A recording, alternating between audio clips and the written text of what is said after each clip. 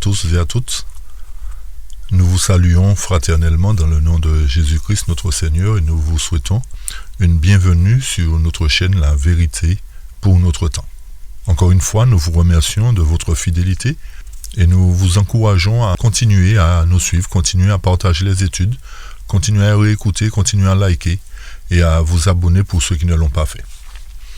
Aujourd'hui, exceptionnellement, nous ne poursuivrons pas notre démarche dans le sanctuaire, mais nous aborderons un aspect concernant cette fameuse éclipse solaire du 8 avril. Et ne voilà-t-il pas que cette éclipse solaire fait déjà couler beaucoup d'encre, beaucoup d'encre, mais nous allons voir comment considérer ce signe et quels sont les éléments que l'Éternel nous donne dans sa parole pour savoir s'il s'agit véritablement d'un signe prophétique ou pas. Alors, avant tout, nous allons, comme d'habitude, prendre la position pour la prière et invoquer la présence de notre Dieu. Père éternel, nous voilà prosternés devant toi pour te remercier pour ta bonté, ta grâce, ta fidélité. Nous te demandons de nous pardonner, de nous utiliser comme des instruments à ton service et de nous diriger par ton Esprit Saint, celui que tu as envoyé pour nous conduire dans toute la vérité. Alors, touche le cœur de tous ceux aussi qui auront à écouter ces études, qui puissent comprendre et que ensemble nous puissions mettre en pratique ta parole, marcher dans l'obéissance, dans le but d'être sauvés par ta grâce. Alors, continue à bénir cette chaîne YouTube ainsi que tous les auditeurs. Nous te disons merci infiniment au nom puissant de Jésus-Christ, ton Fils, et pour ta gloire. Amen. Amen. Alors, comme nous l'avons dit tout à l'heure, nous aborderons ce sujet sur l'éclipse solaire du 8 avril 2024. Il est vrai que la Bible nous parle de signes dans le soleil, la lune et les étoiles qui sont précurseurs d'événements majeurs qui arriveront sur la terre. Et certains étudiants de la Bible ont déjà présenté le sujet comme étant un signe prophétique. Alors nous verrons s'il faut tenir compte seulement de l'aspect du soleil et de la lune, particulièrement du soleil, ou si nous devons prendre en compte d'autres éléments célestes et terrestres dans le but de savoir si à partir de tel ou tel élément la prophétie sera déclenchée. Alors c'est cette démarche que nous ferons. Prenez vos papiers justement, prenez vos crayons, écoutez attentivement, analysez bien. À l'issue de cela, j'espère que nous serons au fait de savoir quels sont les signes qui se manifesteront, qui mettront en évidence ces grandes prophéties qui doivent se réaliser. Selon le journal Futura, l'éclipse solaire du 8 avril 2024 plongera quant à elle certaines régions dans une nuit totale durant plusieurs minutes. Cette fois-ci, la Lune sera légèrement plus éloignée de la Terre et le disque lunaire pourra ainsi totalement éclipser le disque solaire. On parlera alors d'éclipse solaire totale. Donc il va faire noir, effectivement, durant un certain nombre de minutes sur une surface de la Terre, sur une partie de la Terre. Les autorités, nous disent certains journaux, se préparent et on nous signale que cette éclipse débutera au Mexique, à Mazatlán, à 13h52 heure locale et traversera ensuite le pays en diagonale. Elle entrera ensuite aux États-Unis par le Texas, traversant San Antonio pour rejoindre Fort Worth. Elle continuera ensuite vers le nord en Ontario avant de se terminer au Canada, à Montréal, à 16h17 local. Donc, c'est une diagonale que cette éclipse va traverser. Quand vous voyez l'image ici, vous voyez effectivement le parcours que cette éclipse va suivre. OK ? Euronews nous signale que, selon les experts, les éclipses solaires totales sont d'ordinaire visibles dans des zones inhabitées, comme dans le Pacifique Sud ou l'Antarctique. Mais il faut généralement compter 400 ans à 1000 ans pour qu'une éclipse totale soit de nouveau visible à un endroit selon Kelly Coek. Kelly Coek qui est manager du programme Solar Eclipse de la NASA pour 2023 à 2024. Les Européens, par contre, pourront observer la prochaine éclipse solaire totale en août 2026 lorsqu'elle apparaîtra dans les zones septentrionales du Groenland, de l'Islande et de l'Espagne. Une éclipse totale sera à nouveau visible en Espagne moins d'un an plus tard en août 2027. Il faudra en revanche attendre 2061 pour qu'une éclipse totale se produise à nouveau en Europe après celle de 2027. Alors voilà ce que les scientifiques nous disent concernant cette éclipse solaire et les futures éclipses qui doivent se produire dans l'avenir. Il est vrai que dans la Bible, il y a plusieurs textes qui nous parlent de ces événements concernant le soleil et la lune qui vont s'obscurcir comme du sang. Nous allons le voir dans quelques instants. Rappelons-nous que lors d'une étude précédente, nous avions présenté la couverture de ce journal, The Economist, qui nous annonçait, selon le plan de ces oligarques, plusieurs événements devant se réaliser au cours de l'année 2024, dont justement l'obscurcissement du soleil. Et il est vrai qu'il y a des scientifiques qui travaillent avec eux, donc ils sont effectivement censés savoir, puisque s'ils le savent pour 2026-2027, forcément ils le savent pour 2024. Alors la question, pourquoi l'ont-ils inclus dans la page du journal The Economist? Est-ce que effectivement ils veulent nous faire savoir qu'il y a un événement majeur qui va se produire? Alors remarquez bien qu'ils ne sont pas du côté de Dieu. Ok? Donc concernant cette éclipse, certains l'envisagent d'un point de vue scientifique, considérant qu'il s'agit d'un événement remarquable, tandis que d'autres l'interprètent comme un signe prophétique biblique. Et ces derniers le considèrent comme un avertissement de Dieu, comme un signe pour montrer qu'il y a quelque chose de grand qui va arriver. Il est vrai que les historiens ont montré qu'il y avait un rapport entre les éclipses solaires, lunaires et les guerres. C'est-à-dire qu'à chaque éclipse lunaire, par exemple, lorsque la lune devenait du sang, il y avait soit une fin ou un début de guerre. Et c'est vrai qu'il y a eu une éclipse solaire qui est passée pratiquement inaperçue le lundi 25 mars. Mais ça n'a pas fait grand bruit. Et alors qu'il y a un focus particulier sur le soleil. Alors, pourquoi tant d'intérêt cette année particulièrement pour cette éclipse solaire? S'il y en a d'autres qui doivent se produire entre 2026 et 2027, ainsi que les années suivantes. Pourquoi tant d'intérêt? Est-ce qu'il y a un but derrière tout ça? Est-ce qu'il y a une volonté de nous conduire à croire à certaines choses? Est-ce un signe de temps annonçant la venue de Jésus ou une guerre? Ou y a-t-il une manipulation pour nous pousser à croire qu'il s'agit d'un signe prophétique? Puisque, rappelez-vous que le journal The Economist l'a appliqué et aujourd'hui ça fait grand bruit comme s'il s'agirait de la dernière éclipse. Mais nous allons voir dans la Bible justement ce que l'enseignement nous dit. Alors, voilà notre question. Est-ce à croire que seulement l'obscurcissement du soleil et de la lune devront se manifester sans que les étoiles ne soient concernées pour confirmer qu'il s'agit d'un signe prophétique ou pas? Est-ce qu'il faut prendre en compte seulement le soleil et la lune et ne pas prendre en compte les étoiles et les autres signes? C'est ce que ça veut dire. Ok?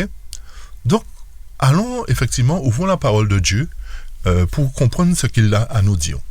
Premièrement, dans Matthieu 16, versets 2 et 3, le texte nous dit « Jésus leur répondit, le soir vous dites il fera beau, car le ciel est rouge, et le matin il y aura de l'orage aujourd'hui, car le ciel est d'un rouge sombre. Vous savez discerner l'aspect du ciel, et vous ne pouvez discerner les signes des temps. » Dans Luc 12, verset 54 et suivant, il dit encore aux foules, « Quand vous voyez un nuage se lever à l'Occident, vous dites aussitôt, la pluie vient, et il arrive ainsi. Et quand vous voyez souffler le vent à midi, vous dites, il fera chaud, et cela arrive. Hypocrite, vous savez discerner l'aspect de la terre et du ciel, comment ne discernez-vous pas ces temps-ci? » Donc rappelez-vous que les apôtres avaient demandé à l'Éternel quel serait le signe de son avènement, dans Matthieu, dans Luc, etc. Donc l'Éternel a dit, si vous savez discerner les signes dans le ciel, pourquoi ne pouvez-vous pas discerner les signes de mon avènement ou les signes prophétiques? Alors on avance toujours dans Luc 21, et l'Éternel nous donne certains signes dans Luc 21 et dans Marc 13.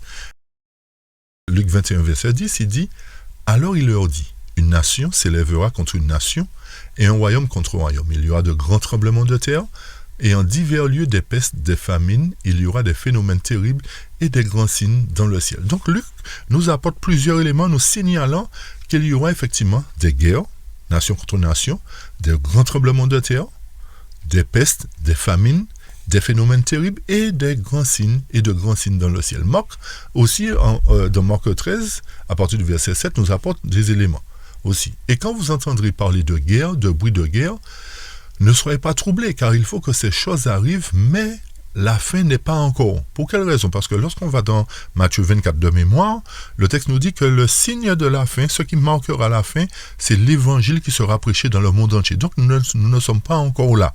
Nous ne sommes pas encore arrivés à cette œuvre puissante de la proclamation de l'évangile qui mettra fin à toute chose, dira-t-on.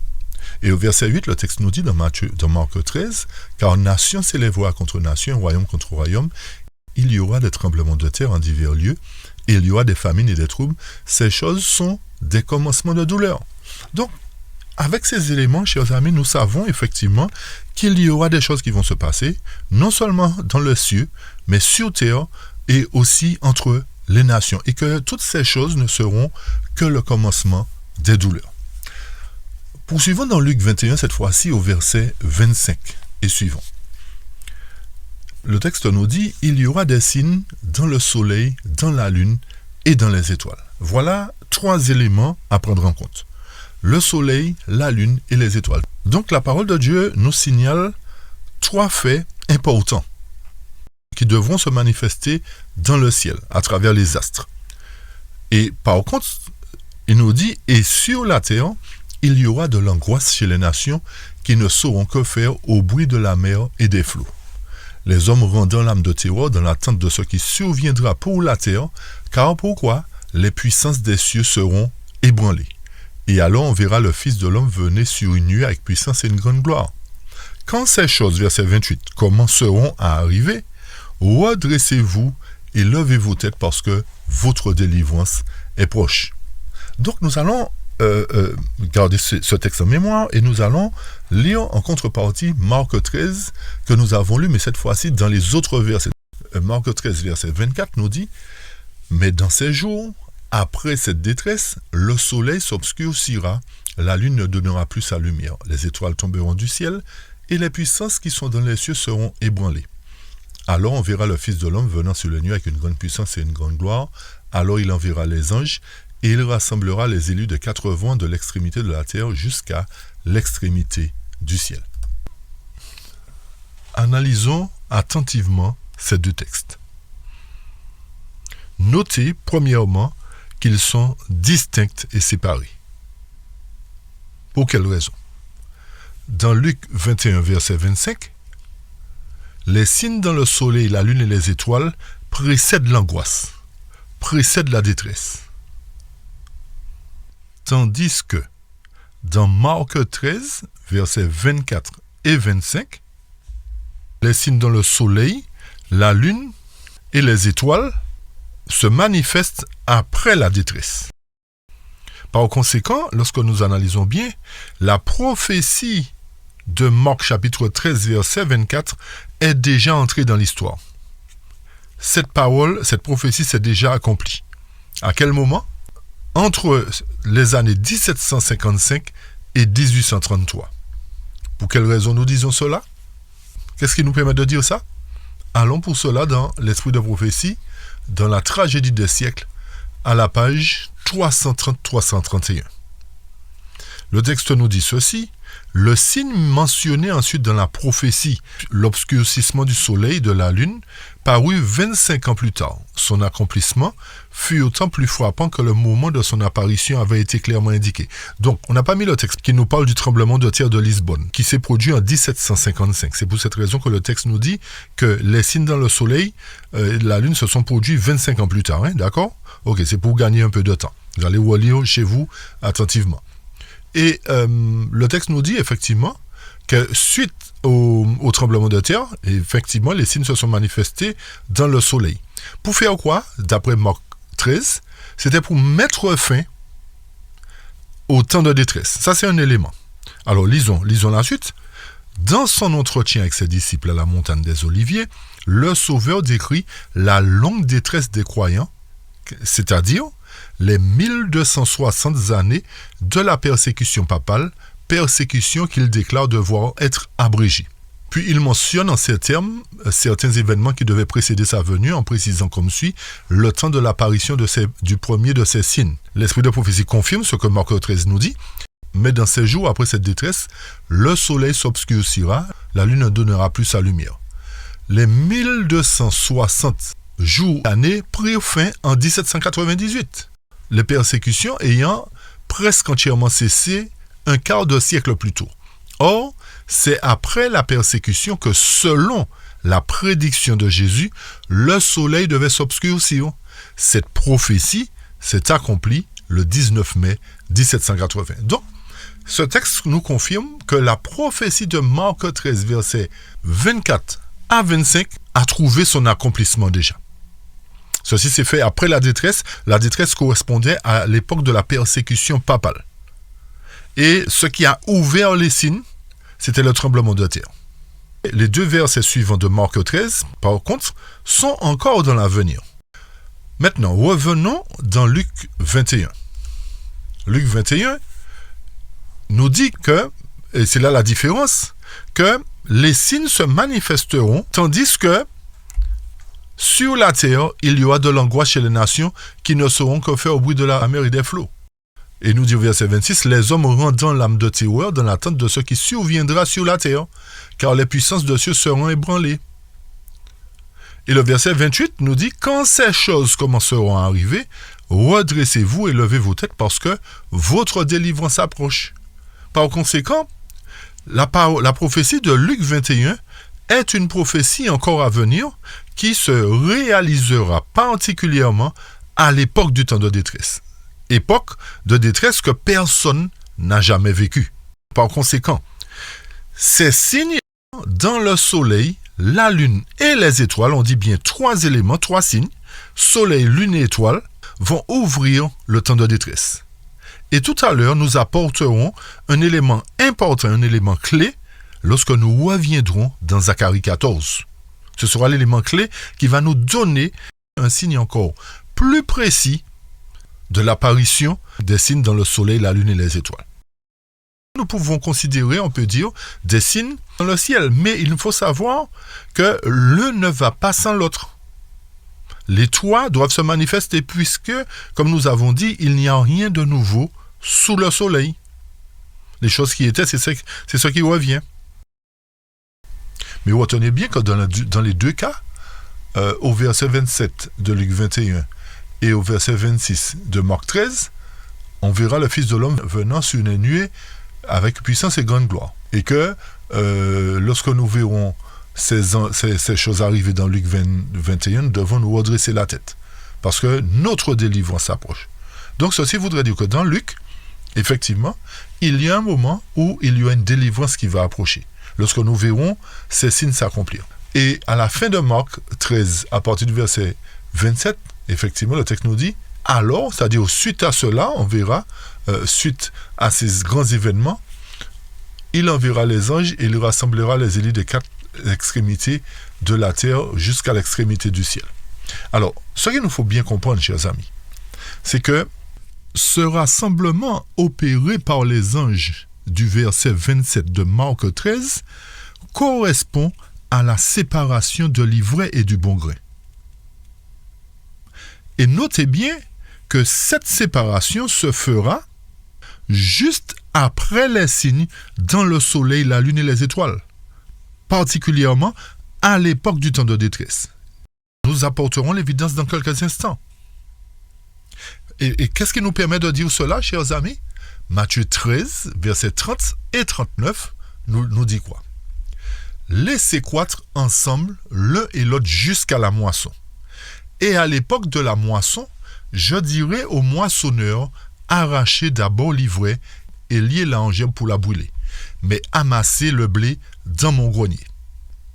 Et pour confirmer, à la fin du verset 39, les moissonneurs sont les anges. C'est pour cette raison qu'il dit qu'il enverra les anges pour rassembler les élus des 4 vents. Et cette moisson-là, pour être plus précis encore, lorsque nous allons dans Parabole de Jésus, chers amis, Parabole de Jésus. Parabole de Jésus, chapitre l'ivraie. Le texte nous dit, l'ivraie et le blé doivent pousser ensemble jusqu'au jour de la moisson. Or, la moisson, écoutez bien, c'est la fin du temps de grâce. Par conséquent, chers amis, lorsque les signes se manifesteront dans le ciel, nous saurons qu'à ce moment-là, ce sera la fin du temps de grâce. Pour qui? premièrement pour le peuple de Dieu, ceux à qui Dieu a confié ses oracles. Et ce sont les anges qui moissonneront. Cela ne se fera pas au retour de Jésus comme certains l'interprètent parce qu'ils tordent le sens des Écritures.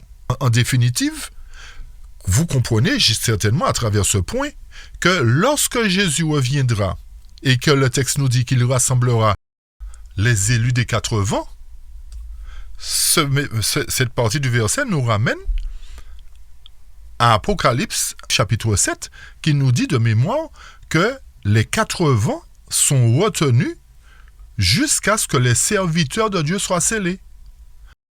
Une fois de plus encore, à travers toutes ces évidences, les élus de Dieu correspondant aux 144 000 qui seront sur le mont Sion, au premier fruit selon Apocalypse 14, ceci nous montre que, effectivement, les élus seront assemblés en premier lieu. Les premiers fruits seront assemblés à l'époque de la moisson. Et c'est là que nous comprenons encore mieux la séparation de l'ivraie et du bon grain, les brebis d'avec les boucs. Ce n'est pas au retour de Jésus qu'il fera la séparation. Ils seront déjà identifiés, ils seront déjà marqués comme étant brebis et comme étant boucs. Nous apporterons d'autres évidences tout à l'heure. Notez encore que s'il y a des signes dans le ciel qui doivent se manifester, nous ne devons pas tenir compte seulement de 2 éléments, mais de tous les éléments concernant le ciel et aussi les éléments concernant ce qui se passe sur la terre. Dans le ciel, il y a 3 éléments, soleil, lune, étoile. Et sur la terre, tremblement de terre, guerre, bruit de guerre. Ok? Un autre point. Notez ceci. S'il y a des signes prophétiques qui doivent se réaliser, c'est pour signaler un événement majeur, un ou des événements majeurs. L'événement majeur à l'époque de l'ouverture du 6e sceau, c'était quoi? C'était effectivement la fin du temps de détresse concernant la période d'oppression papale. Et il y a eu aussi, quoi? Le jugement des morts qui a commencé. Donc c'était des événements majeurs. Par conséquent, dans l'antitype, c'est-à-dire très bientôt, il doit y avoir effectivement des événements majeurs. Ces événements majeurs sont quoi? La fameuse 3e guerre mondiale. Et non seulement ça, un autre élément très très très important, le plus important, qui marquera justement tournant dans l'histoire du monde. Quel est cet événement? Lisons, pour bien comprendre, dans Tragédie des siècles, toujours en relation avec ce qui s'est produit à l'ouverture du 6e sceau, mais c'est un élément qui va nous permettre de comprendre la suite de l'étude, hein? D'accord? Le texte nous dit à la page 333, « Le jour obscur du 19 mai 1780 est entré dans l'histoire. Depuis les plaies d'Égypte, l'humanité n'a pas enregistré un obscurcissement aussi étendu, aussi dense et aussi prolongé. Ça a marqué le temps. » Écoutez bien la suite. La description de cet événement, faite par des témoins oculaires, n'est quoi? N'est qu'un écho de la parole de Dieu transmise par le moyen du prophète Joël 25 siècles à l'avance. Donc Joël avait déjà prévu des choses, mais ça s'est produit 25 siècles après. Et ce qui est important de retenir dans ce passage, c'est que le texte nous dit que cela n'est qu'un écho de la parole de Dieu. Et lorsque nous parlons d'écho, nous parlons de répétition. Et c'est pour cette raison que Luc 21 est une répétition, en fait, de la prophétie qui s'est réalisée entre 1755 et 1833. Et lorsque nous poursuivons encore dans le texte nous dit dans Joël, le soleil se changera en ténèbres et la lune en sang. Mais le point important dans la fin de ce passage, c'est quoi? Avant l'arrivée du jour de l'Éternel, de ce jour grand et terrible. Alors la question, qui est la suivante, c'est quel est ce jour grand et terrible? Est-ce qu'il s'agit du retour de Jésus ou pas? D'accord? Est-ce qu'il s'agit du retour de Jésus ou pas? Alors, en analysant ce point, nous nous disons, mais si il y a un jour de l'Éternel qui doit arriver, que ce jour est grand et terrible, il doit y avoir des signes dans le soleil, il doit y avoir des signes dans la lune, il doit y avoir des signes dans les étoiles. Retenez bien, pas seulement dans le soleil et la lune. Et quand vous analysez bien la période de 1755 à 1833, il y a eu 25 ans qui se sont écoulés entre le tremblement de terre et l'obscurcissement du soleil, et 53 ans se sont écoulés entre l'obscurcissement du soleil, de la lune et la chute des étoiles. Alors, est-ce à croire qu'il y aura une longue période juste avant les événements de la fin qui marqueront l'arrivée de ce jour grand et terrible de l'Éternel? Nous ne savons pas, chers amis. Nous n'avons pas de réponse pour cela. Mais ce que nous savons, c'est que effectivement, avant l'arrivée de ce jour grand et terrible, il y aura des signes dans le soleil, dans les étoiles et sur la terre. Il y aura de l'angoisse chez les nations. Il y aura bien sûr des guerres. Donc il nous faut prendre en compte tous ces éléments selon Luc 21. Et lorsque nous analysons aujourd'hui, nous voyons que nous sommes à l'approche d'une troisième guerre mondiale. Rappelez-vous que nous en avions déjà parlé, cela fait 2 ans de cela, et nous étions parmi les seuls, en fait, à parler de cette fameuse troisième guerre mondiale qui allait venir. Et il est vrai que beaucoup n'ont pas cru. Certains nous ont dit qu'il n'y aura pas de troisième guerre mondiale. Par contre, j'aurais aimé savoir qu'est-ce qu'ils en pensent aujourd'hui.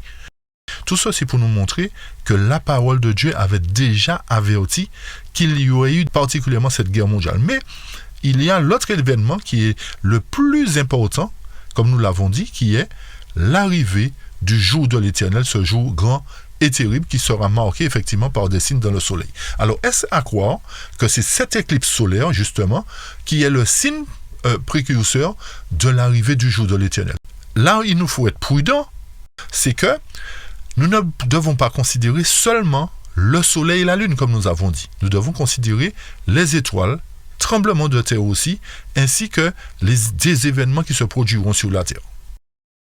À partir de là, nous allons apporter les précisions sur l'arrivée de ce jour grand et terrible. Si il s'agit d'un signe prophétique, chers amis, ceci voudrait dire que très bientôt, nous devons nous attendre non seulement à la guerre, à la troisième guerre, mais à ce jour terrible. D'accord? Alors, quel est ce jour véritablement? À quoi il correspond? Est-ce qu'il correspond au retour de Jésus ou pas? Rappelez-vous, d'après les études que nous avions déjà faites, que lorsque Michael se lèvera, ce sera un temps d'angoisse. Et que ce qui provoquera ce temps d'angoisse sera la guerre, qui va déclencher, qui sera l'élément déclencheur. N'oubliez pas. D'accord? Donc, c'est durant cette période où Michael va se lever que nous devons considérer ce jour grand et terrible. Alors, par conséquent, vous comprenez bien que ce jour grand et terrible n'est pas le retour de Jésus, mais le moment où Michael se lève pour délivrer son peuple. Nous avions déjà touché certains éléments tout à l'heure. Rappelez-vous et faites le lien. Michael se lève pour la moisson. D'accord? Alors, avançons et retenons bien aussi que selon Ecclésiaste, il n'y a rien de nouveau sous le soleil. D'accord? Ça, c'est une confirmation pour nous dire que les prophéties passées vont se réaliser. Lorsqu'on poursuit dans Joël 2, versets 31-32, remarquez bien que dans Joël 2, verset 30, il y a des éléments supplémentaires qui vont confirmer ce qu'on vient de dire. Quels sont ces éléments?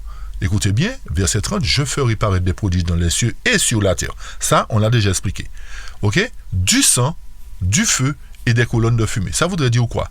Cette affaire de sang, de feu et des colonnes de fumée signifie guerre, effusion de sang, matériel brûlé, etc., etc. D'accord? Donc, il nous faut comprendre que tous ces signes-là doivent se manifester pour montrer qu'il s'agit bien de la réalisation de la prophétie.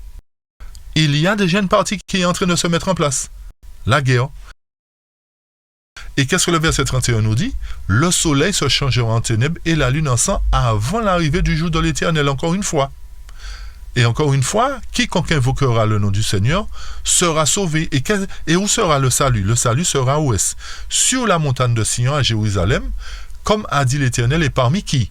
Les réchappés que l'Éternel appellera. Donc, le but de l'arrivée du jour de l'Éternel, qui sera précédé de ces signes manifestés dans le ciel, sur la terre, sera le moyen pour Dieu d'appeler les réchappés. Réchappés de quoi? Réchappés du massacre, de la séparation, de l'ivraie et du bon grain. Donc, nous n'avons pas à attendre le retour de Jésus véritablement, mais nous devons attendre quoi? la venue de Jésus dans son temple pour exécuter son jugement. Qu'est-ce qui nous permet de dire cela? Allons dans Joël 2, versets 1, 10 et 11, pour confirmer. Le texte nous dit « Sonnez de la trompette en Sion, faites-la retentir sur ma montagne sainte, que tous les habitants du pays tremblent, car le jour de l'Éternel vient, il est proche. » Alors, ceci voudrait dire qu'il y a un avertissement qui doit annoncer que le jour de l'Éternel est tout près et que les habitants du pays doivent trembler. Il faut bien comprendre que dans le contexte de Joël 2, l'Éternel dit que lors de l'arrivée de ce jour grand et terrible, il va susciter un peuple puissant. Est-ce que vous nous suivez? D'où justement ce que nous venons de lire au verset 32 de Joël, il va appeler les réchappés. Donc ces réchappés seront quoi? Seront ceux devant qui la terre va trembler. Est-ce que vous nous suivez? Et les cieux aussi seront ébranlés. Le soleil, la lune s'obscurcissent et les étoiles retirent leur éclat. Ceci voudrait dire que les signes vont se succéder à partir du moment où la guerre va commencer, où le temps de détresse va commencer et où Michael va se lever. Et suite à cela, une fois que Michael se sera levé et qu'il appellera les réchappés, et quand on dit réchappés, c'est qu'il y a eu un massacre, chers amis. Qu'est-ce qui va se faire? Ces réchappés-là, dans Joël, vont faire que les cieux encore seront ébranlés et que le soleil et la lune vont s'obscurcir à nouveau. C'est-à-dire que ce sera effectivement un temps de détresse tel que personne n'a jamais vécu. Parce que les choses vont se répéter, vont se succéder. Pour quelle raison? Parce que ce sera le jour de l'Éternel qui se manifestera. Est-ce que vous nous suivez? Donc il y aura vraiment des cataclysmes, il y aura des choses qui vont effrayer le monde. Ils vont dire, mais attendez, on attendait une éclipse solaire tous les 1 an, tous les 2 ans, etc. Ou bien tous les 10 ans, tous les 1000 ans, peu importe. Et là, on est en train de se rendre compte que les cieux sont embrasés, que la nature est en train vraiment de changer. Il y a répétition sur répétition d'obscurcissement du soleil, etc. C'est ce que la Bible nous enseigne, chers amis. Alors, retenons bien que durant le jour de l'Éternel, il y aura un peuple puissant, un peuple réchappé qui ébranlera les cieux et la terre. D'accord? Et le verset 11 confirme encore, nous dit « L'Éternel fait entendre sa voix devant quoi? Devant son armée, c'est-à-dire l'armée des réchappés. Car son camp est immense et l'exécuteur de sa parole est puissant. » Et c'est là que ça devient intéressant, ça nous permet de comprendre effectivement que ce jour de l'Éternel qui approche est un jour de jugement. Pourquoi? Parce que la fin du verset 11 de Joël 2 nous dit « Car le jour de l'Éternel est grand, il est terrible. Qui pourra le soutenir ?» Et la référence par excellence qui nous ramène au texte de Joël, c'est Malachie chapitre 3. Malachie chapitre 3 qui nous dit quoi? « Voici j'enverrai mon messager, il préparera le chemin devant moi, et soudain entrera où est-ce? Dans son temple. Le Seigneur que vous cherchez. » Donc, le jour de l'Éternel qui arrive bientôt, sera sa venue dans son temple, pas sur les nuées des cieux. Attention, pas sur les nuées des cieux, mais dans son temple. Pour quelle raison? Parce que le verset 2 de Malachie 3 nous pose la même question que Joël. Les prophètes ne se sont pas consultés, mais c'est l'Esprit de Dieu qui leur permet effectivement de se poser la même question. Donc la question est la suivante encore. Qui pourra soutenir le jour de sa venue? Qui restera debout quand il paraîtra? Et le verset 5, le début du verset 5 nous dit « Je m'approcherai de vous pour le jugement ». Donc, il y a une confirmation ici que ce jour grand et terrible est un jour de jugement, chers amis. Donc, c'est l'élément qui devra succéder aux manifestations dans le ciel, à travers la lune, le soleil, les étoiles, et aussi sur la terre. Est-ce que vous nous suivez? Et lisons, pour confirmer ce que nous venons de lire dans Malachie, dans Prophète et Roi, à la page 535-536, le texte nous dit « Les pécheurs étaient solennellement avertis du jour prochain, du jugement et de la destruction rapide qui fondrait, selon le plan divin, sur les transgresseurs. Et cependant, aucun ne restait sans espoir. » Écoutez bien la suite. Les prophéties de Malachie, relatives à quoi? Au jugement, s'accompagnait d'une invitation aux impénitents à revenir au Seigneur. « Revenez à moi, leur disait le Seigneur, et je reviendrai à vous. » Ok? Donc, il nous semble là, nous dit le texte, que chacun devrait répondre à une telle invitation. Alors ceci voudrait dire que lorsque nous lisons Joël chapitre 2, qui est un texte assez puissant, et lorsque nous faisons le lien avec Acte 2 verset 16 à 17, qui nous dit quoi? C'est ici ce qui a été prédit par le prophète Joël. C'est-à-dire Joël et Malachie sont liés. Joël nous dit qu'il y a le jour de l'Éternel qui arrive, un jour grand et glorieux, qui pourra le soutenir. Malachie nous dit que ce jour-là, que certains ne pourront pas soutenir, c'est le jour du jugement. Et lorsque nous revenons dans Acte nous dit, mais c'est ici ce qui a été prédit par le prophète Joël. Dans les derniers jours, à quel moment? Dans les derniers jours. Dieu dit, je répandrai de mon esprit sur toute chair, vos fils et vos filles prophétiseront, vos jeunes gens auront des visions, et vos vieillards auront des songes, etc., etc. Et il nous dit au verset 19, le soleil se changera en ténèbres et la lune en sang, avant l'arrivée du jour de l'Éternel, de ce jour grand et terrible. Et la clé, c'est quoi? Alors, quiconque invoquera le nom du Seigneur sera sauvé. C'est pour cette raison que, lorsque nous revenons dans Malachie, il dit, qui restera debout quand il paraîtra? Qui pourra soutenir sa venue? Eh bien, ceux qui pourront soutenir sa venue, ce sont ceux qui, selon Acte, invoqueront le nom de l'Éternel, qui seront sauvés. C'est-à-dire, pas au dernier moment. Ça veut dire que maintenant, alors que nous sommes dans le lieu saint, chez nous, dans nos foyers, dans nos familles, d'après l'étude que nous avons faite précédemment, nous devons faire tout notre possible pour mener une vie juste, pour mener une vie correcte devant Dieu, une vie de sainteté devant Dieu. Alors, rappelez-vous que ce qu'on a lu dans Acte 2 concernant le dernier jour où les fils et les filles prophétiseront, ceci s'accomplira après Joël 2, verset 23 et suivant. D'accord, n'oubliez pas cela. C'est-à-dire qu'il y aura la pluie de la première et de l'arrière-saison avant, puisque Joël 2, verset 28 nous dit après cela. C'est-à-dire après avoir reçu la pluie. Et quand nous lisons bien, nous analysons bien, chers amis, le verset 26 nous dit, vous mangerez, vous serez rassasiés. Ça veut dire que vous aurez la vérité, elle vous comblera. Et vous célébrerez le nom de l'Éternel, votre Dieu, qui aura fait pour vous des prodiges. Et écoutez bien ce qui est important. Et mon peuple ne sera plus dans la confusion. Ça voudrait dire quoi? Ça voudrait dire qu'à partir du moment où le peuple invoquera le nom du Seigneur avant son jour grand et terrible, et recevra la pluie de la première et de l'arrière-saison, c'est-à-dire l'esprit en vérité, il ne sera plus dans la confusion. Et à partir de ce moment-là, le peuple saura que l'Éternel, le verset 27, sera au milieu de lui. Et il dit une deuxième fois, et mon peuple ne sera plus jamais dans la confusion. Donc la pluie de la première et de l'arrière-saison doivent tomber avant le jour grand et terrible de l'Éternel, pour que le peuple ne marche pas dans la confusion et ne puisse pas tomber dans n'importe quel travers. Par conséquent, cette pluie de la première et de l'arrière-saison, c'est l'instruction en vérité qu'ont rejeté les 5 vierges folles, qui ont fait d'elles des futurs perdus.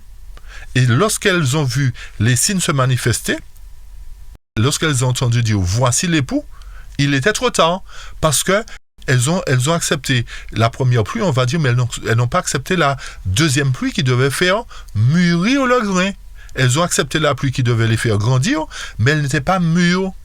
Et c'est la seconde pluie qui fait mûrir, qui rend le grain à maturité. Donc, elles ont rejeté cette évidence de la parole de Dieu à travers l'esprit en vérité. L'esprit en vérité, c'est la parole de Dieu dans toute sa grandeur, dans toute sa plénitude. Ok? Elles ont rejeté cette partie-là qui fait que leur caractère n'a pas été modelé au caractère de Jésus. C'est pour cette raison que nous faisons le lien avec la parabole de la salle des noces. Lorsque Jésus entre dans la salle de noces, mais il dit, mais mon ami, qu'est-ce que tu fais ici habillé comme ça? Tu n'as pas la robe de justice sur toi, tu n'as pas mon caractère. Ah ben sors, parce que je ne veux pas de gens qui n'ont pas mon caractère dans ma salle de noces. C'est ce que ça veut dire, chers amis. Donc, l'Éternel nous dit, avant l'arrivée de ce jour grand et terrible, oui, il y aura des manifestations dans le ciel, mais lorsque vous verrez ces manifestations dans le ciel, il sera pratiquement trop tard. Est-ce que vous nous suivez? Il sera pratiquement trop tard, parce que lorsque ces signes se manifesteront, ça voudrait dire que la grâce sera sur le point de se terminer.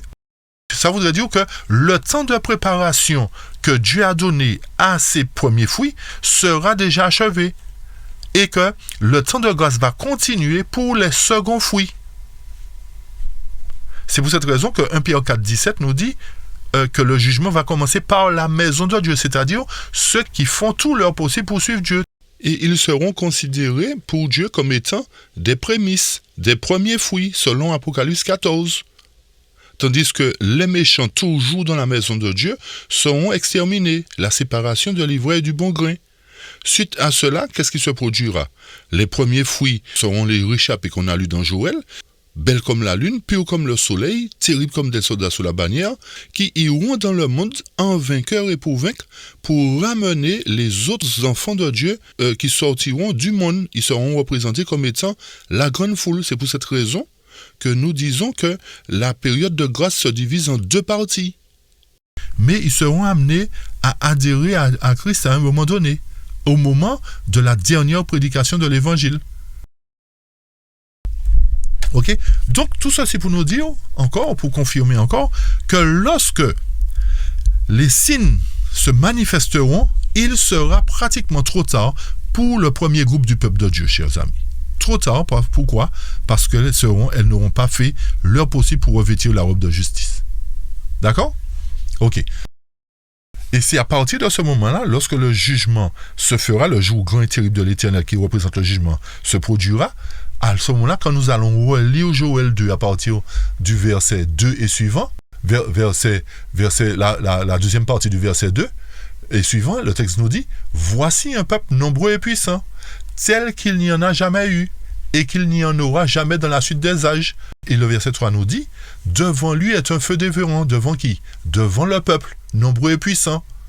Et derrière lui, une flamme brûlante. C'est-à-dire que l'Éternel sera devant le peuple, comme cela l'était à l'époque d'Israël, un feu dévorant devant lui, et derrière lui, une flamme brûlante.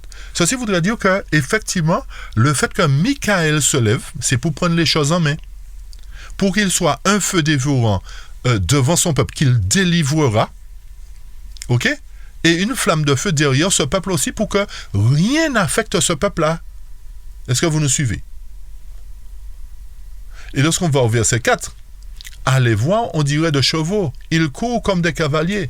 À les entendre, on dirait un bruit de chars sur le sommet des montagnes. Où ils bondissent, on dirait un pétillement de la flamme de feu, quand elle consume la chaume. C'est comme une armée puissante qui se prépare au combat. Quel combat? Le combat avec l'image de la bête. Pour pouvoir amener justement la grande foule à sortir, à ne pas accepter le système de la marque de la bête. Devant eux, quoi, encore une fois, les peuples tremblent. Tous les visages pâlissent. Ça veut dire que l'Éternel a un plan et nous dit, lorsque vous verrez les signes des temps se manifester, sachez que la délivrance de mon peuple arrive. Et cela se fera lorsque le jour grand et terrible, c'est-à-dire le jour du jugement dans son temple, sera manifesté pour mettre en évidence ce peuple puissant devant lequel l'Éternel sera comme un feu dévorant et derrière lequel il sera aussi comme une flamme brûlante. Et c'est ça que nous trouvons dans Prophète et Roi. Prophète et Roi, page 549. Revêtu de l'armure de la justice du Christ, l'Église se prépare au conflit final. N'est-ce pas ce que nous avons lu dans Joël 2, verset 5? C'est comme une armée puissante qui se prépare au combat. Conflit final dans Prophète et Roi.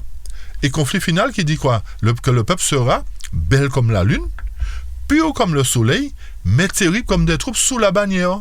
Elle s'avance dans le monde en vainqueur et pour vaincre. Pourquoi être pur comme le soleil, terrible comme des soldats sous la bannière, s'il n'y a pas de combat mené contre un système, chers amis? Vous comprenez?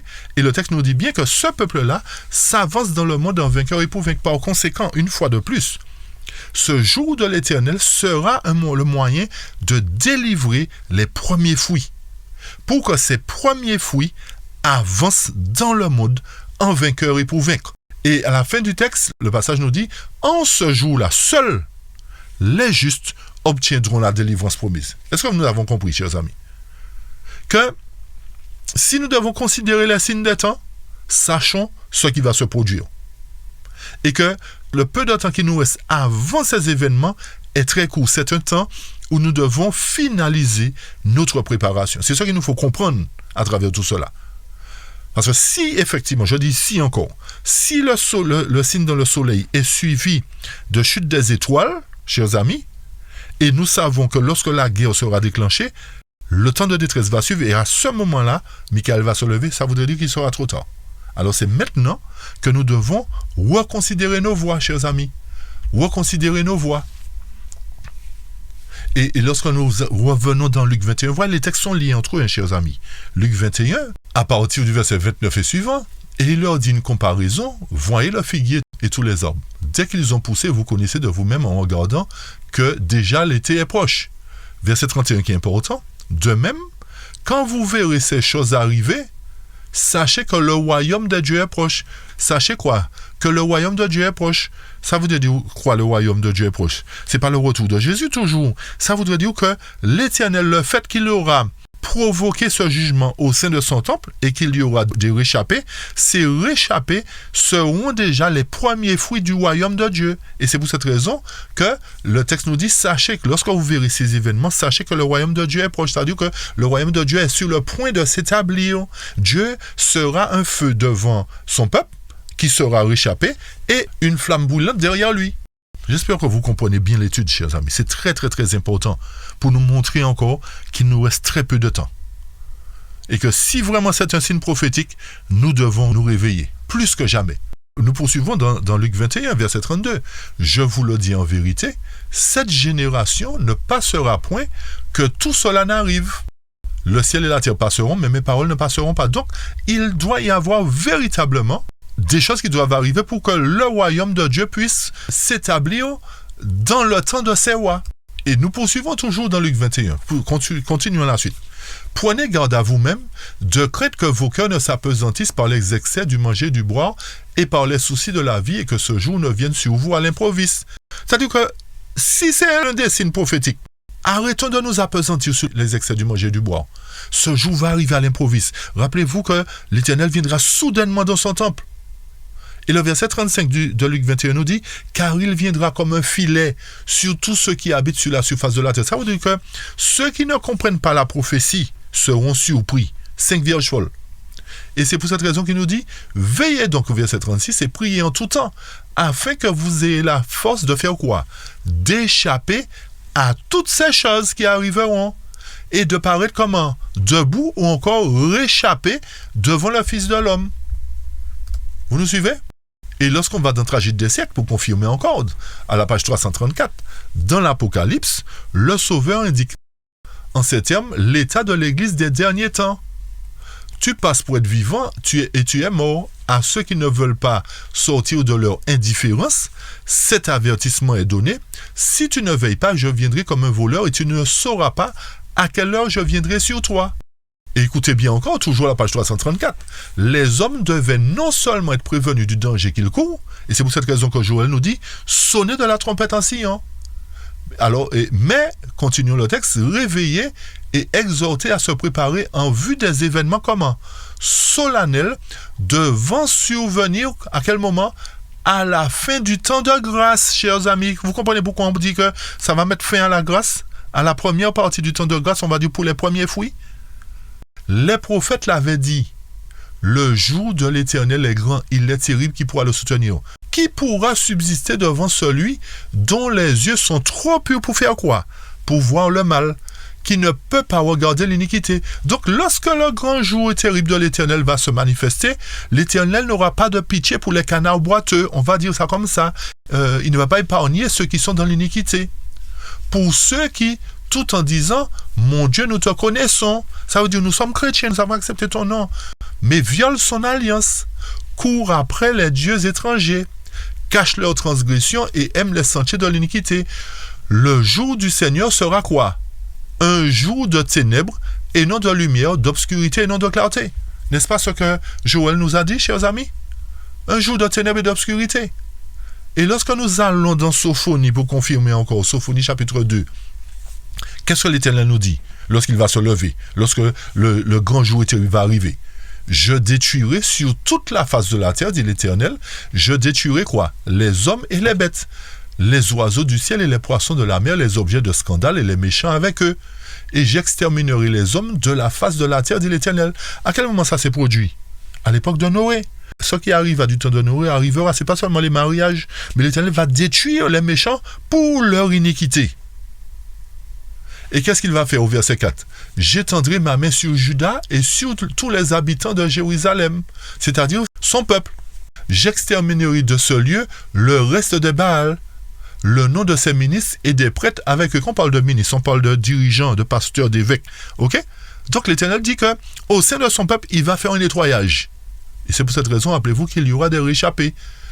Ceux qui se prosternent, verset 5, sur les toits devant l'armée des cieux, c'est-à-dire qu'ils adorent le soleil, qui continuent à adorer le soleil. Ceux qui se prosternent en jurant par l'Éternel et en jurant par le roi, disent, oui, nous servons Dieu, nous sommes les enfants de Dieu, mais nous adorons ce que nous voulons. Écoutez verset 6.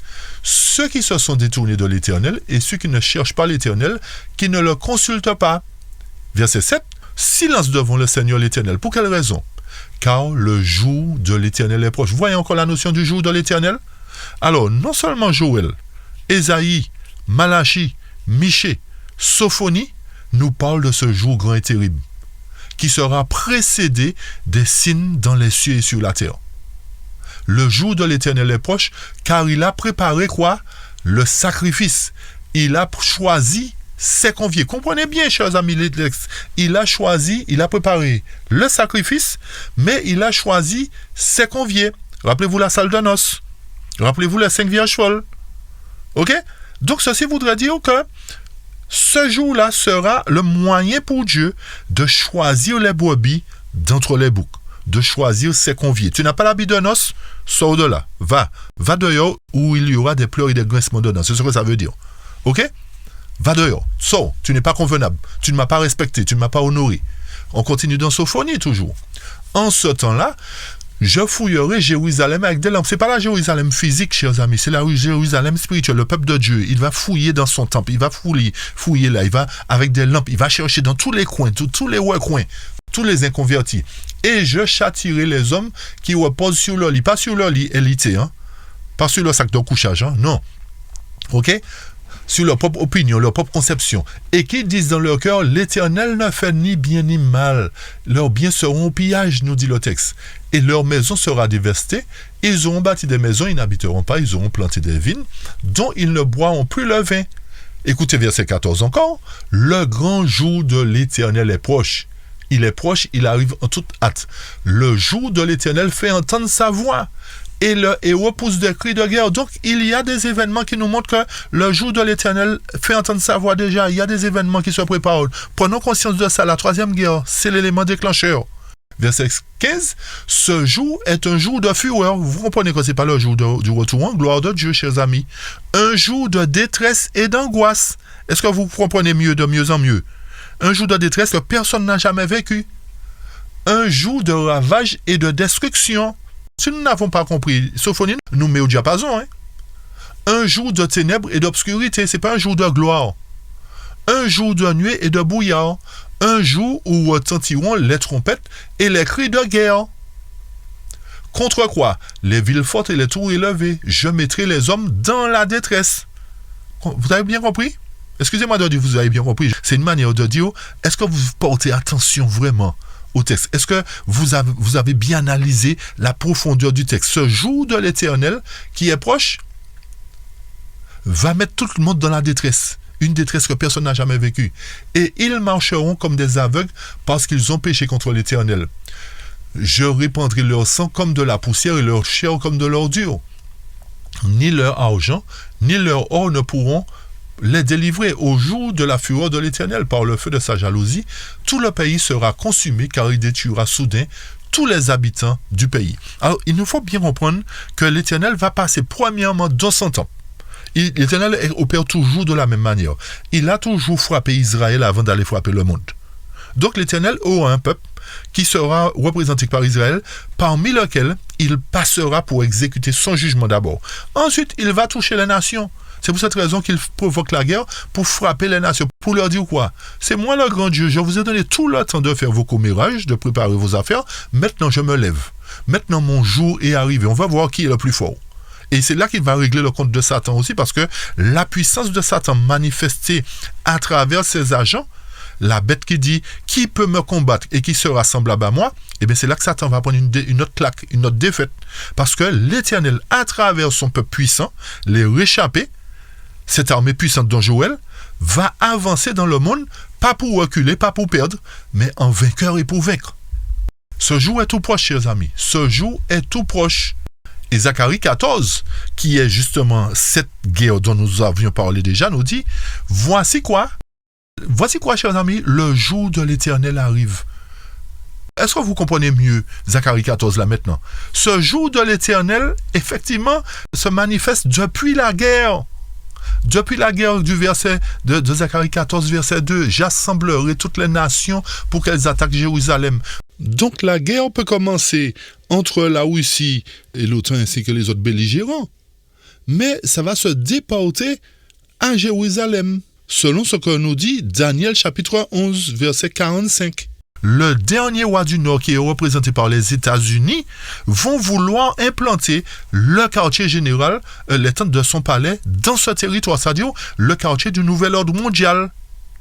C'est pour cette raison que les Juifs qui se battent là sont en relation entre eux avec tous ces oligarques-là pour établir ce fameux troisième temple qui annoncera en fait la venue du Mashiach. Rien ne se fait par hasard. Suivons, nous sommes tout près de ces événements, chers amis. Donc, nous pouvons considérer ceci comme étant effectivement un élément prophétique, mais, comme j'ai dit, soyons prudents, tenons compte de tous les autres éléments, pas seulement d'eux. Écoutez bien, allons dans Ésaïe. Alors, vous remarquez la quantité de prophètes qui parlent des mêmes événements, chers amis. Analysez bien. Ésaïe 13 maintenant, versets 6 à 9. Gémissez, car le jour de l'Éternel est proche. Le jour de l'Éternel est prochain, il vient comme un ravage du Tout-Puissant. C'est pourquoi toutes les mains s'affaiblissent et tout cœur d'homme est abattu. Ils sont frappés d'épouvante, les spasmes et les douleurs les saisissent. Où est-ce que nous avions compris ça? Dans Jérémie 30, le temps de détresse. Les hommes qui se tiennent leur ventre comme s'ils vont accoucher, ils ont des spasmes. Ils se tordent comme une femme en travail. Ils se regardent les uns les autres avec stupeur. Leurs visages sont enflammés. Verset 9, « Voici le jour de l'Éternel arrive, une deuxième fois. Quel jour? Jour cruel, jour de colère et d'ardente fureur, qui réduira la terre en quoi? En solitude, et en exterminera les pécheurs. » Donc, ce n'est pas le retour de Jésus encore. C'est pour cette raison qu'à chaque fois que nous voyons qu'il y a une provocation vers la Russie, et que la Russie ne répond pas tout de suite, ou bien l'Éternel retient encore, disons Seigneur, merci de retenir encore les vents. Merci de retenir ce conflit-là qui va éclater. Merci. C'est ce que nous devons dire à l'Éternel. Et remarquez bien qu'on continue dans Isaïe 13, toujours, cette fois-ci au verset 10. Et suivant, car les étoiles des cieux et leurs astres ne feront plus briller leur lumière. Le soleil s'obscurcira dès son lever. Pour quelle raison? Parce que le jour de l'Éternel est arrivé. Et la lune ne fera plus luire sa clarté. Qu'est-ce qu'il va faire au verset 11? Je punirai le monde pour sa malice et les méchants pour leur iniquité. Je ferai cesser l'orgueil des hautains et j'abattrai l'arrogance des tyrans. Je rendrai les hommes plus rares que leurs faits. Je les rendrai plus rares que leurs dauphins. Et verset 13, c'est pourquoi. Qu'est-ce que je vais faire, l'Éternel? J'ébranlerai les cieux et la terre sera secouée sur sa base. Ça voudrait dire grand tremblement de terre. Le texte nous dit que la terre sera secouée sur sa base, effectivement, par la colère de l'Éternel des armées au jour de son ardente fureur. Donc c'est bien un jour de fureur. Et pour bien comprendre que le jugement de Dieu, ce jour grand et terrible qui va se faire d'abord dans son temple, lisons Ésaïe 34, à partir du verset 1 et suivant. Approchez nation pour entendre, peuple, soyez attentifs, que la terre écoute, elle et ceux qui la remplit, le monde et tout ce qu'il produit. C'est-à-dire quoi? L'Éternel est en train d'avertir toutes les nations là. Voilà ce que je vais faire. Voilà ce que je vais faire parce que je vous ai donné tout le temps. Écoutez, verset 2. Car la colère de l'Éternel va fondre sur quoi? Sur toutes les nations. Et rappelez-vous que Zacharie 14 nous dit, il va rassembler les nations. Quand on dit les nations, c'est pas du que tout le monde sera rassemblé à Jérusalem, mais ce sont les guerriers qui seront rassemblés là. Mais les méchants qui seront dans le monde aussi, dans toutes les nations, vont subir les effets de la colère de Dieu. Et seuls ceux qui invoqueront le nom de l'Éternel, c'est-à-dire non seulement les premiers fruits, mais les seconds fruits seront sauvés. Ok? Donc le texte poursuit nous dit, et sa fureur sur toute leur armée. Il les voue à l'extermination, il les livre au carnage. Leurs morts seront jetés, leurs cadavres exhalent la puanteur, et les montagnes se fondent dans leur sang. toute l'armée des cieux se dissout, les cieux sont roulés comme un livre, et toute leur armée tombe, comme tombe la feuille de la vigne, comme tombe celle du figuier. Mon épée s'est enivrée dans les cieux, et voici, elle va descendre sur Édom. Qui est Édom? On va chercher à comprendre. Sur le peuple que j'ai voué à l'extermination pour le châtier. Donc Édom, c'est le peuple voué à l'extermination. Hein? D'accord, ça c'est déjà un élément. On continue, verset 6. L'épée de l'Éternel est pleine de sang, couverte de graisse, du sang des agneaux et des boucs, de la graisse des reins des béliers, car il y a quoi? Des victimes de l'Éternel. Où est-ce? À Botzra. Botzra, c'est quoi? On va apporter la précision. Et un grand carnage dans le pays d'Édom. Donc, il y aura des victimes à Botzra et un carnage dans le pays d'Édom. Avançons pour apporter les explications. Isaïe 63, verset 1. Qui est celui qui vient d'Édom, virgule, de Botzra, en vêtements rouges, en habit éclatant, et se redressant avec fierté dans la plénitude de sa force? C'est moi qui ai promis quoi? Le salut, et qui est le pouvoir de délivrer. Donc, lorsque l'Éternel vient dans Botzra et dans Édom, c'est pour délivrer. C'est lui qui vient avec le salut. Et verset 2, pourquoi tes habits sont-ils rouges une deuxième fois? Et tes vêtements comme les vêtements de celui qui foule la cuve. J'ai été seul à fouler au pressoir. Ça veut dire que c'est moi qui viens venir exécuter mon jugement, pas les hommes. Et nul homme d'entre les peuples n'était avec moi. Et je les ai foulés dans ma colère, je les ai écrasés dans ma fureur, leur sang a jailli sur mes vêtements et j'ai souillé mes habits. Car un jour de vengeance était dans mon cœur. Et l'année de quoi? De mes rachetés est venue. C'est pas ce qu'on a lu dans Joël, chers amis. Le grand jour de l'Éternel va donner naissance à des réchappés. Qui dit réchappés et rachetés, ce sont des sauvés, chers amis. Ce sont des sauvés. Verset 5. Je regardais, personne pour m'aider. J'étais étonné, personne pour me soutenir. Alors mon bras m'a été en aide et ma fureur m'a servi d'appui. J'ai foulé des peuples dans ma colère, je les ai rendus ivres de ma fureur, j'ai répandu leur sang par terre. Donc, en quelque sorte, l'Éternel nous montre comment il va opérer. Il va opérer dans Botzra et dans Édom. Alors, écoutez bien, voilà, faisons la différence dans ces deux textes-là, dans Michée 2, verset 12, deux versions différentes, hein, analysez bien. Concernant Botzra, mais je t'assemblerai tout entier au Jacob, et je ramasserai entièrement le reste d'Israël, et le mettrai tout ensemble, comme les brebis de Botzra, comme un troupeau au milieu de son établi. Il y aura un grand bruit pour la foule des hommes. Donc, lorsqu'on lit Botzra là, comme les brebis de Botzra, la version seconde nous dit, comme les brebis d'une bergerie. Est-ce que vous comprenez? Botzra signifie bergerie. En grec, ça signifie bergerie. Donc, l'Éternel nous dit qu'il viendra au milieu de sa bergerie, d'après les textes précédents, pour faire un nettoyage, pour faire un carnage.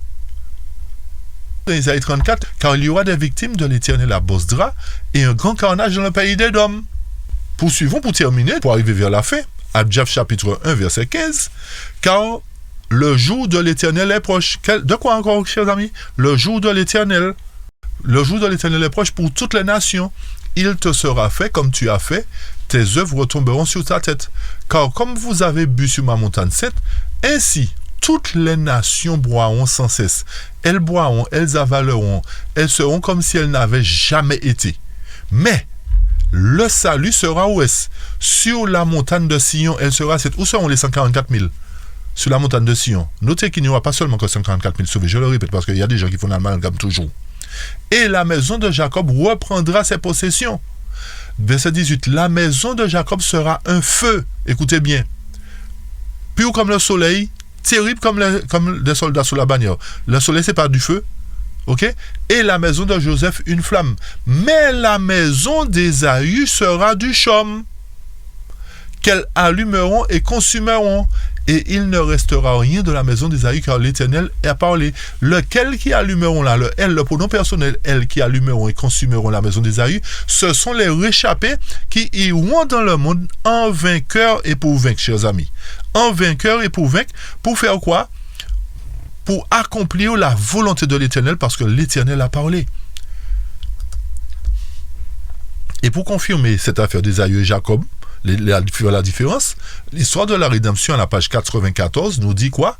Jacob et Ésaü représentent deux catégories de personnes. Jacob représente les justes et Ésaü les méchants. Donc lorsque l'Éternel passe à Bosra, il fait un carnage. Les réchappés qui sont là sont justes. Et tous ceux qui seront perdus, que ce soit dans Bosra, que ce soit dans Édom, seront des méchants. Et à partir de ce moment-là, lorsque l'Éternel fera cette séparation, qu'est-ce qui arrivera, chers amis? On va faire un petit point encore, un petit lien encore avec les 5 vierges folles, lorsqu'on va lire les deux textes suivants. Déjà, lisons Amos à chapitre 8. En ce jour-là, dit le Seigneur l'Éternel, je ferai coucher le soleil à midi, et j'obscurcirai la terre en plein jour. Je changerai vos fêtes en deuil, et tous vos chants en lamentation. Je couvrirai de sacs tous les reins, je rendrai chauves toutes les têtes. Je mettrai le pays dans le deuil comme pour un fils unique, et sa fin sera comme un jour d'amertume. Écoutez bien verset 11. Voici les jours viennent, dit le Seigneur, l'Éternel, où j'enverrai la famine dans le pays. Non pas la disette de pain et la soif d'eau, mais la faim et la soif d'entendre les paroles de l'Éternel. Ils seront alors errants d'une mer à l'autre, du septentrion à l'orient. Ils iront ça et là pour chercher la parole de l'Éternel, et ils ne la trouveront pas. C'est la même chose que Matthieu 24, chers amis, à partir du verset 9.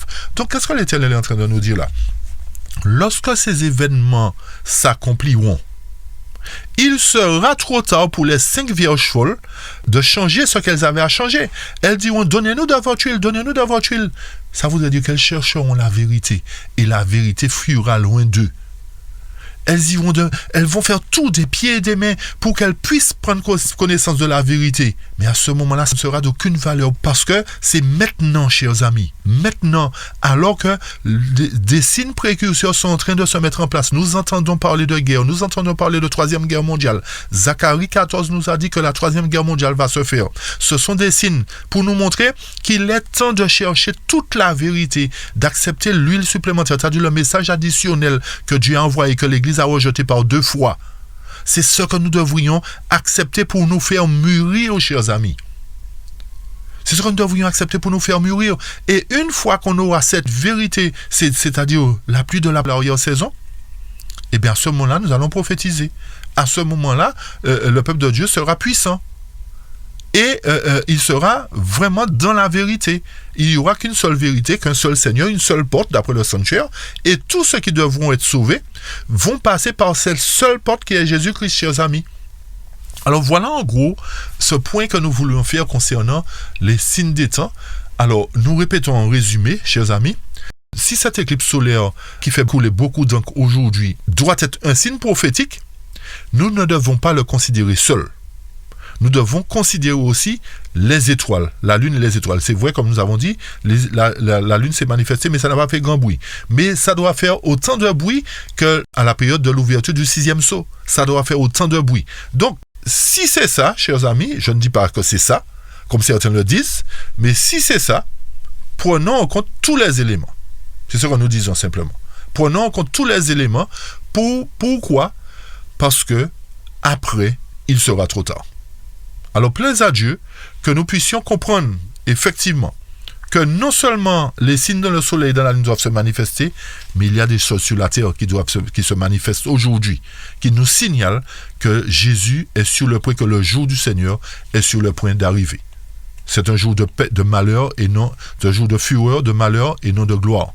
Alors, plaise à Dieu que nous fassions tous nos préparatifs pour faire partie de ceux qui seront réchappés lorsque l'Éternel se lèvera.